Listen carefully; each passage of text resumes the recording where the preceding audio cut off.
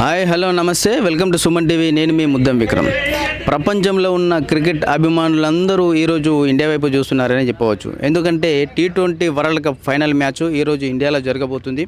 అది కూడా మన ఇండియా న్యూజిలాండ్ ఈ ఇద్దరు దిగ్గజ టీమ్స్ ఈరోజు ఫైనల్లో తలపడబోతూ ఉన్నారు. మరి ముఖ్యంగా చెప్పాలంటే మొన్న సెమీఫైనల్లో జరిగిన మ్యాచ్ మీరు గమనించవచ్చు.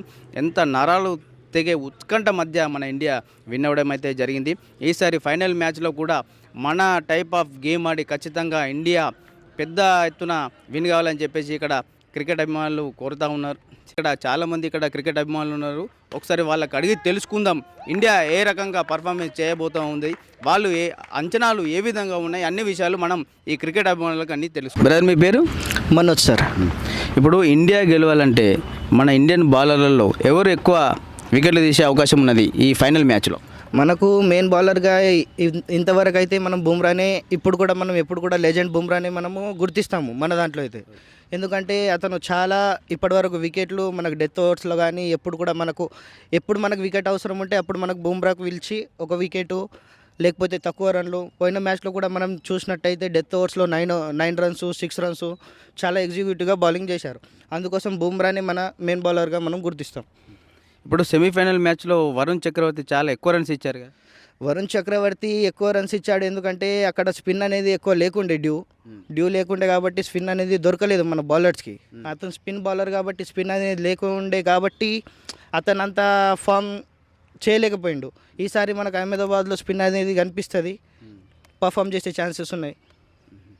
ఇప్పుడు మ్యాచ్ గెలవాలంటే ఖచ్చితంగా టాస్ విన్ అయితేనే మ్యాచ్ గెలిచే అవకాశాలు ఉన్నాయంటారా? అలా ఏం లేదు. పోయిన వరల్డ్ కప్లో మనం రోహిత్ శర్మ ఉన్నప్పుడు కంటిన్యూగా ఒక్క టాస్ కూడా గెలలేం, కానీ వరల్డ్ ఛాంపియన్షిప్ మనం అయినాం.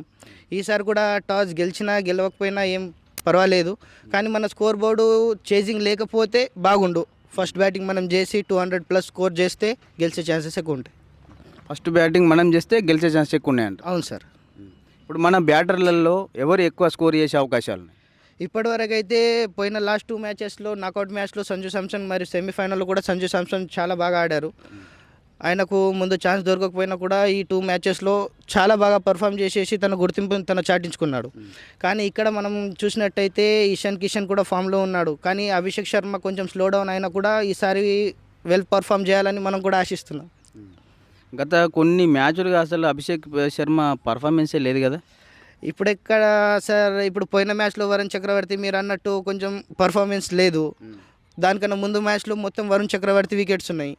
అలానే సార్, ఒకరోజు ఆయన డే, ఇంకొక రోజు ఆయన డే కాదు, అంతే. ఈసారి లాస్ట్ ఫైనల్ మ్యాచ్ కాబట్టి ఆయన పర్ఫామ్ చేస్తే మన ఇండియాకి మంచిది, పర్ఫామ్ చేయాలని కోరుకుంటున్నాం, అంతే. ఇప్పుడు ఈ అహ్మదాబాద్ పిచ్ స్పిన్కి అనుకూలిస్తుందని మీరు అంటున్నారా? అనుకూలిస్తుంది అయితే అనుకుంటున్నాం సార్, కానీ మనకి ఇప్పటివరకు అహ్మదాబాద్ మ్యాచ్ చాలా ఆ స్టేడియం అనేది మనకు కలిసి రాలేదు. పోయినసారి కూడా వరల్డ్ కప్ మనం అక్కడే ఓడిపోయినాం. వరల్డ్ కప్లో నుంచి నాకౌట్ అక్కడే అయినాం. ఈసారి కూడా అలా కాకూడదు. పోయినసారి కూడా మనం ఎప్పుడు కూడా అహ్మదాబాద్ మ్యాచ్ అనేది మనకు స్టేడియం అనేది మనకు కలిసి రాలేదు ఇప్పటి వరకు, కానీ మళ్ళీ వరల్డ్ కప్ అక్కడనే వచ్చింది. ఎలా అవుతుందో చూద్దాం ఈరోజు. అంటే పోయిన world cup ODI world cup అంటున్నారా మీరు? అవును సార్, ఓడిఐ. అయితే ఎక్కడైతే మనం ఓడిపోయామో అక్కడే గెలిస్తే అవకాశాలు కూడా ఎక్కువ ఉన్నాయి అంటున్నారు కదా ఈసారి?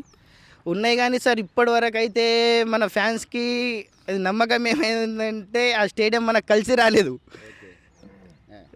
ఇప్పుడు చూద్దాం సార్, ఈసారి గెలిస్తే బాగుండు. గెలిచే ఛాన్సెస్ అయితే మనకు ఉన్నాయి చాలా. ఓకే.